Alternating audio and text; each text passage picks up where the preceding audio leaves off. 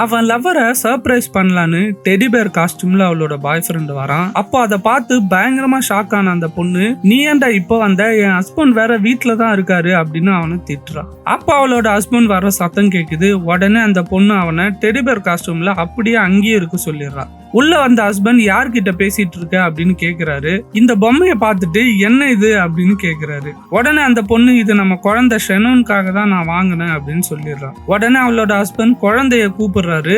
அவளும் ஓடி வந்து டெடிபேரை பார்த்துட்டு கட்டி பிடிச்சி சந்தோஷப்படுறா. அன்னைக்கு நைட்டே அந்த குழந்தை டெடிபேரை நடந்துட்டு இருக்கிறத பாக்குறா. உடனே அந்த பாய் ஃப்ரெண்ட் வந்து அந்த சின்ன பொண்ணு கிட்ட, நீ கனவு கண்டுட்டு இருக்க, இது எதுவுமே உண்மை இல்ல அப்படின்னு சொல்றான். அவளை கூட்டிட்டு போய் தூங்க வைக்கிறான். அவளுக்கு ஸ்டோரிஸ்லாம் சொல்றான். நெக்ஸ்ட் டே மார்னிங் அந்த குழந்தை எழுந்த உடனே அவங்க அப்பாவை விளையாட கூப்பிடுது. ஆனா அவரு ஒர்க்குக்கு டைம் ஆகுது, நீ உங்க ஸ்டெப் மாமோட விளையாடு அப்படின்னு சொல்லிட்டு போயிடுறாரு. ரொம்ப சோகமாயிடுறான் அந்த சின்ன பொண்ணு. அதை பார்த்ததும் அந்த பாய் ஃப்ரெண்ட் எழுந்து அந்த பொண்ணு கிட்ட, நான் உன் கூட விளையாடுறேன், ஆனா நீ யாருக்கிட்டையும் சொல்லக்கூடாதுன்னு ப்ராமிஸ் வாங்கிக்கிறான். வீட்டுல யாருமே இல்லாத போது இவங்க ரெண்டு பேரும் பயங்கரமா டைம் ஸ்பெண்ட் பண்றாங்க, ஜாலியா விளையாடுறாங்க. அப்ப அந்த பொண்ணோட ஸ்டெப் மாம் வந்துடுறாங்க. அவங்க எப்படி இந்த பொம்மை இங்க வந்தது அப்படின்னு கேக்குறாங்க. உடனே அந்த சின்ன பொண்ணு, நான் தான் கொண்டு வந்தேன் அப்படின்னு சொல்லுது. அப்படியா, மறுபடியும் இதை கொண்டு போய் உள்ளவே அப்படின்னு கேக்குறாங்க. அந்த சின்ன பொண்ணால அந்த பொம்மையை தூக்கவே முடியல. உடனே நீ உள்ள போ, நான் பாத்துக்கிறேன் அப்படின்னு சொல்லிடுறாங்க.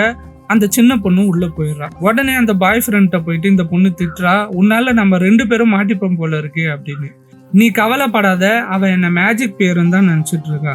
அவங்க அப்பா கூட அந்த பொண்ணோட விளையாட மாட்டேங்கிறாரு, அவளுக்கு ஃப்ரெண்ட்ஸே இல்லை, அதனாலதான் அந்த சின்ன பொண்ணோட டைம் ஸ்பெண்ட் பண்றேன் அப்படின்ட்டு அந்த பாய் ஃப்ரெண்ட் சொல்றான். உடனே அந்த பொண்ணு, பரவாயில்ல, இன்னும் 2 நாள் தான் இருக்கு பேப்பர்ஸ் ஒர்க்லாம் முடிய, நான் என்னோட ஹஸ்பண்ட் லாயர் கிட்டையும் பேசிட்டேன், டைவர்ஸ்க்கு அப்புறமா அவரோட எல்லா ப்ராப்பர்ட்டிஸும் எனக்கே வந்துடும் அப்படின்னு சந்தோஷப்படுறா. உடனே அந்த பாய் ஃப்ரெண்ட் கேட்கறான், உனக்கு அவரோட ஆஃப் ப்ராப்பர்ட்டிஸ் தானே வேணும்னு கேட்ட, இப்ப என்ன இப்படி பேசிட்டு இருக்க அப்படின்னு.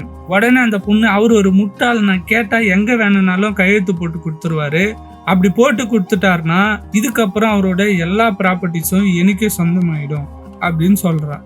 அதுக்கு அவன் பாய் ஃப்ரெண்ட், அப்போ அந்த சின்ன குழந்தையோட நிலைமை என்ன ஆகுறது அப்படின்னு கேட்குறான். உடனே அந்த பொண்ணு, எல்லா ப்ராப்பர்ட்டிஸும் எனக்கே வந்துட்டா அவருக்கு எதுவுமே இருக்காது, அதுக்கப்புறம் அந்த பொண்ணுக்கு எப்படி சாப்பாடு போடுவாரு, ஏதாவது ஆர்ஃபனேஜில் அவங்க பொண்ணை சேர்த்து விட்டுருவாரு அப்படின்னு சொல்றான். அதுக்கப்புறம் கிடைக்கிற சொத்தை நம்ம 2 பேர் மட்டும் ஜாலியா என்ஜாய் பண்ணலாம் அப்படின்னு சொல்றான். இதை கேட்டதான் அவளோட பாய் ஃப்ரெண்டுக்கு நம்ம தப்பு பண்றோமோ அப்படின்னு தோணுது. அவன் பாய் ஃப்ரெண்டை உடனே அந்த வீட்டை விட்டு கிளம்ப சொல்றா இவ. அதுக்கப்புறம் பார்த்தா அந்த டெடிபேர் பொம்மை அங்கேயே இருக்கு. அதை பார்த்தது இவளுக்கு பயங்கரமா கோபம் வந்துடுது. உன்னதான் கிளம்ப சொன்னேனே, எதுக்கு நீ இங்க இருந்து இன்னும் போகல, நம்ம 2 பேரும் மாட்டிக்க தான் போறோம், சீக்கிரம் போ அப்படின்னு சொல்றா. அப்ப அந்த பொம்மை அப்படியே இருக்குன்னு நகராம. உடனே இந்த பொண்ணு போலீஸ்க்கு கால் பண்ணி, யாரோ ஒரு திருடன் டெடிபேர் பொம்மையில எங்க வீட்டுக்குள்ள புகுந்துட்டான் அப்படின்னு சொல்லிட்டு காலை கட் பண்ணிடுறா.